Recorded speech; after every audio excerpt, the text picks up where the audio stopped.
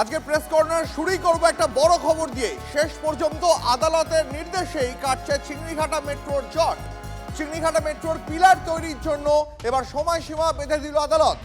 15ই ফেব্রুয়ারির আগে মেট্রোর পিলার তৈরির কাজ শেষ করতে হবে নির্দেশ আদালতের। 15ই ফেব্রুয়ারির আগে 3 রাত ট্রাফিক নিয়ন্ত্রণ করবে রাজ্য সরকার। কবে কিভাবে ট্রাফিক নিয়ন্ত্রণ সেটা 6ই জানুয়ারির মধ্যে আরভিএনএল কে জানাবে রাজ্য। নির্দেশ ভারপ্রাপ্ত বিচারপতির বেঞ্চের। এই মুহূর্তের বড় খবর, অবশেষে জট কাটলো এবং সেটাও আদালতের নির্দেশে। চিংড়িঘাটা মেট্রোর জট কাটতে চলেছে। চিংড়িঘাটা মেট্রোর পিলার তৈরির এবার সময়সীমা বেঁধে দিল হাইকোর্ট। আগামী 15ই ফেব্রুয়ারির আগেই মেট্রোর পিলার তৈরির কাজ শেষ করার নির্দেশ। 15ই ফেব্রুয়ারির আগে 3 রাত ট্রাফিক নিয়ন্ত্রণ করবে রাজ্য সরকার। কবে কিভাবে ট্রাফিক নিয়ন্ত্রণ সেটা 6ই জানুয়ারির মধ্যে আরভিএনএলকে জানাবে রাজ্য। নির্দেশ ভারপ্রাপ্ত প্রধান বিচারপতির বেঞ্চের। কথা বলবো, আমাদের প্রতিনিধি শ্রাবন্তী আমাদের সঙ্গে রয়েছেন এই মুহূর্তে। শ্রাবন্তী, তাহলে শেষ পর্যন্ত সেই বহু প্রতীক্ষিত যে মেট্রোর পিলার, যে মেট্রো তৈরি কাজ চলছে, যে পিলার বসানোর কথা, সেই কাজ শেষ করার জন্য এবার হাইকোর্ট সময়সীমা বেঁধে দিল। নতুন বছরে এরকম একটা বিষয় আসছে যেখানে বলা হচ্ছে যে 15ই ফেব্রুয়ারির আগে এই কাজ শেষ করার কথা নির্দেশ দেওয়া হয়েছে। আজকে কার্যত যখন এই শুনানি চলছিল, বিরক্ত হয়ে গেছিল কলকাতা হাইকোর্ট। চিংড়িঘাটায় মেট্রো রেলের কাজের জন্য এর আগেও আমরা দেখেছি ট্রাফিক ব্লক করার ক্ষেত্রে রাজ্য লাগাতার অসহযোগিতা করেছে, যেটাকে আজকে ধৈর্যের সীমা চলে যাচ্ছে। জনস্বার্থ এরকম একটা শুধুমাত্র রাজ্যের অসহযোগিতার কথা ভাবা যায় না, ইত্যাদি পর্যবেক্ষণ ছিল বেঞ্চের। এবং তারপরেই ভারপ্রাপ্ত প্রধান বিচারপতি ডিভিশন বেঞ্চ 15ই ফেব্রুয়ারির আগে এই কাজ করতে নির্দেশ দিয়েছেন। পুলিশকে যাবতীয় কাজে সাহায্য করতে বলা হয়েছে। আগামী 6ই জানুয়ারির আগে এই ট্রাফিক ব্লক কিভাবে করা হবে, যেহেতু চিংড়িঘাটার আগে রাজ্য সরকার বলেছিল যেটা একটা জাংশন, যেখানে বহু রাস্তার বলা যেতে পারে একত্রিত হয়ে যান চলাচল করে। শ্রাবন্তী, আমাদের সঙ্গে থাকো। আরো একবার দর্শকদের জানাই, এই মুহূর্তে শহর কলকাতার বাসিন্দাদের জন্য অত্যন্ত বড় খবর, সুখবর বলা চলে। আদালতের নির্দেশেই কাটতে চলেছে চিংড়িঘাটা মেট্রো জট। চিংড়িঘাটা মেট্রোর পিলার সংযুক্তিকরণের সময়সীমা হাইকোর্ট বেঁধে দিল। আমি শ্রাবন্তীর সঙ্গে সরাসরি কথা বলবো এই মুহূর্তে। একবার শ্রাবন্তী, রাজ্য কিভাবে ট্রাফিক নিয়ন্ত্রণ করতে পারে তার কি কোনো এখনো পর্যন্ত আউটলাইন রাজ্যের তরফ থেকে ঠিক করা হয়েছে? কারণ এর আগে যতদূর আমার মনে পড়ছে, রাজ্য একটা যুক্তি দিয়েছিল যে চিংড়িঘাটার মতন এলাকায় যদি ট্রাফিক নিয়ন্ত্রণ করতে হয় তাহলে অ্যাম্বুলেন্সের মতন জরুরি পরিষেবা সেগুলোকেও নিয়ন্ত্রণ করতে হবে।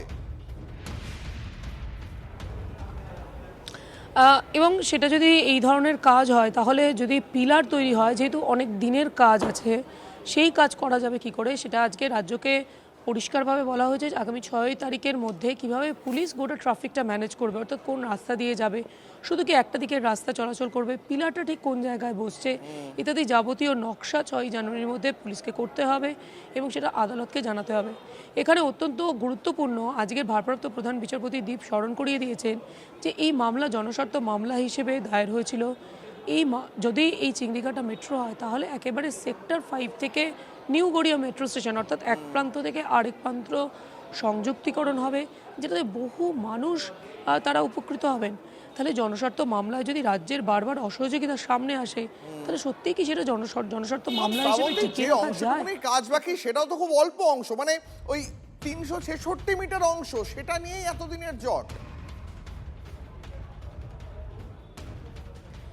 যেখানে এখনো পর্যন্ত, অর্থাৎ বাইপাসের, যদি বাইপাস ধাবার ঠিক উল্টো দিকে দেখা যায় যেখানে মেট্রো স্টেশন হয়ে রয়েছে, তার থেকে চিংড়িঘাটা একদম একটুখানি, যেমনটা তুমি বলছো, এইটুকুনি অংশের জন্য সমস্যা নয়। রাজ্য সরকারের বক্তব্য ওখানে যতক্ষণ একটা সাবওয়ে হবে তাহলে একটা সমস্যা বাঁধবে, কারণ প্রচুর মানুষ ওখান দিয়ে যাতায়াত করেন। যেহেতু ওটা একটা জাংশন, সেক্টর 5 থেকেও 3টে রাস্তা এখানে এসে মিলছে, যার ফলে সমস্যা হবে।